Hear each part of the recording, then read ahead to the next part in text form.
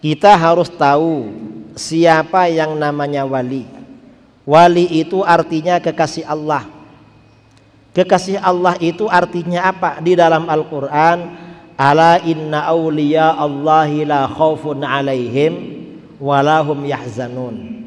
Ingatlah, sesungguhnya para wali Allah itu tidak ada rasa takut pada mereka, dan mereka juga tidak ada rasa sedih, tidak ada galau, tidak ada risau. Itu para aulia. Siapa para aulia? Di dalam Al-Quran dikatakan alladzina amanu wa kanu yattaqun. Yang dinamakan para wali itu adalah orang-orang yang beriman dan selalu bertakwa kepada Allah. Jadi selalu bertakwa kepada Allah. Ini definisi waliullah di dalam Al-Quran. Lalu tanda-tandanya, di antara tanda-tandanya waliullah diterangkan oleh para ulama. Imam Abi Nu'aim dalam kitab Hilyatul Auliya wa min nu'utihim, di antara sifat-sifat para wali. Apa di antara sifat-sifat para wali? Para wali ini berpengaruh positif pada orang-orang sekitarnya. Orang sekitarnya ketika berjumpa dengan beliau itu berzikir kepada Allah, ingat kebesaran Allah, menjadikan dirinya orang baik. Dari mana? Sesuai dengan hadis Rasulullah SAW pernah ditanya, ya Rasulullah, man awliyaullah, hai Rasulullah, para wali itu siapa? Siapa orang wali? Rasulullah SAW menjawab, alladzina idza ru'u dzukirallah. Para wali itu adalah orang-orang apabila dilihat maka yang melihat ingat kepada Allah. Maksudnya bagaimana? Kata para ulama, yang dinamakan para wali alladzina idza ra'ahumul mu'min dzakara rabbahu, azzama rabbahu wa dzakara dzambahu. Para wali itu adalah orang-orang ketika orang mukmin melihat mereka, maka orang ini terkenang dosa-dosanya dan mengagungkan kepada Tuhannya. Itu wali. Langsung ingat dosanya. Orang itu kalau ziarah pada wali, seorang wali, karena gak dibukakan pintu, langsung takut. Ya Allah, mungkin banyak dosa ini, gak mau nemuin saya. Itu orang wali. Orang langsung ada rasa takut. Jadi ada pengaruh positif secara langsung.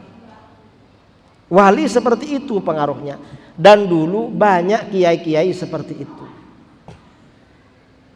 Itu pengaruh positif para wali. Di mana-mana banyak seperti itu. Dan para wali ini memang pengaruh positifnya cepat, saudara. Ini ada kisah. Di Mesir dulu ada ulama besar terkenal waliullah, namanya Syekh Ahmad Al-Khatib.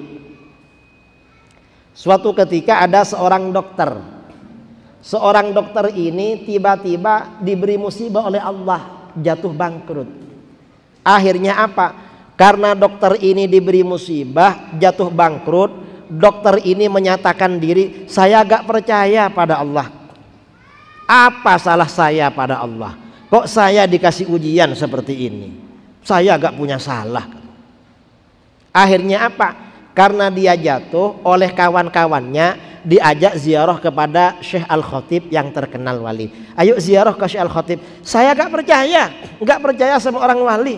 Sama Allah gak percaya, apalagi sama orang wali. Ya enggak, main-main aja katanya.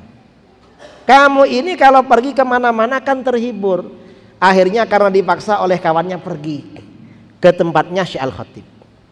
Begitu sampai di tempatnya Syekh Al-Khatib dipanggil, sini. Enggak Syekh, Syekh gak perlu menasehati saya gak butuh nasihat, saya gak percaya sama Allah katanya. Enggak, saya gak ngajak kamu percaya pada Allah, saya cuma ingin bisik-bisik pada kamu. Sini, saya bisik-bisik aja. Karena cuma bisik-bisik, akhirnya dokter ini menghampiri. Begitu bisik-bisik, apa kata Syekh? Kamu kan merasa gak punya salah sama Allah kan? Betul Syekh. Kamu ingat waktu masih muda, usia sekian tahun, ada di apartemen lantai sekian, lalu berjumpa dengan orang perempuan, apa yang kamu lakukan? Langsung orang ini terkejut. Ya Allah katanya, Saya beriman kepada Allah, Syekh, saya taubat katanya. Mengapa? Waktu itu gak ada orang yang tahu kalau saya berduaan dengan perempuan. Ini berarti benar-benar wali. Langsung sadar saudara. Ini para wali Allah memberikan terapi seperti itu kadang memang. Gampang memberikan terapi itu. Kalau sekarang kan sulit ya. Ya kadang-kadang ada seperti itu. Tapi ya jarang lah. Yang seperti itu jarang. Ada. Entah kalau sekarang, walaupun ada mungkin menyembunyikan diri. Dulu di Malaysia ini ada mursyid thariqah, tapi sudah lama wafat. Ada mursyid thariqah, itu namanya Syekh siapa itu di Seremban. Saya undangan daurah di sana selama 1 minggu. Murid-muridnya ngajak saya sowan pada beliau, Kiai, kapan sowan sama Syekh? Syekhnya ini terkenal wali.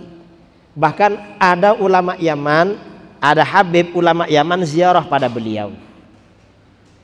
Ketika ulama ini ziarah pada beliau, masa lalunya dibaca. Kamu dulu begini ya, belajar sana. Akhirnya ulama Yaman ini nangis saudara, karena masa lalu dibaca oleh Syekh ini. Padahal baru kenal. Saya diajak ziarah pada beliau, saya malah takut waktu itu. Kalau saya dibaca masa lalu ini, kira-kira gimana, kan malu ke sana. Enak gak usah ziarah aja, bikin malu-maluin. Karena tiap malam muridnya ngajak, kapan Kiai ke sana? Kan masih lama ini, masih 5 hari lagi di sini. Besoknya gitu lagi, kapan ke sana Kiai? Masih 4 hari lagi, tenang aja. Lama-lama malam terakhir gak punya alasan. Aduh, kapan Kiai? Ya dah, ayo ke sana kan. Ayo kita ziarah pada beliau. Akhirnya saya ziarah pada beliau. Sebelum ziarah, saya kirim Fatihah sama guru-guru saya. Sama guru-guru saya Fatihah semua, takut malu. Begitu sampai di tempat beliau, saya duduk disuruh makan aja. Beliau senyum-senyum menemani saya makan. Habis makan, lalu keliling di tempatnya itu, saya dikasih wiritannya 1 kitab. Lalu beliau bilang, Kiai, statazuruhuna marrat. Kiai akan kesini berkali-kali katanya. Enggak cuma sekali Kiai kesini, berkali-kali kesini. Oh ya. Akhirnya habis itu saya diantarkan sampai ke mobil itu, waktu mau pulang. Saya bersyukur, alhamdulillah enggak dibaca punya saya dari dulu. Kita ini bukan Habib dari Yaman kan, Habib dari Indonesia, dan bukan Habib. Kalau orang soleh aja takut pada beliau, apalagi cuma level-level kita. Gak berani saudara, gak berani.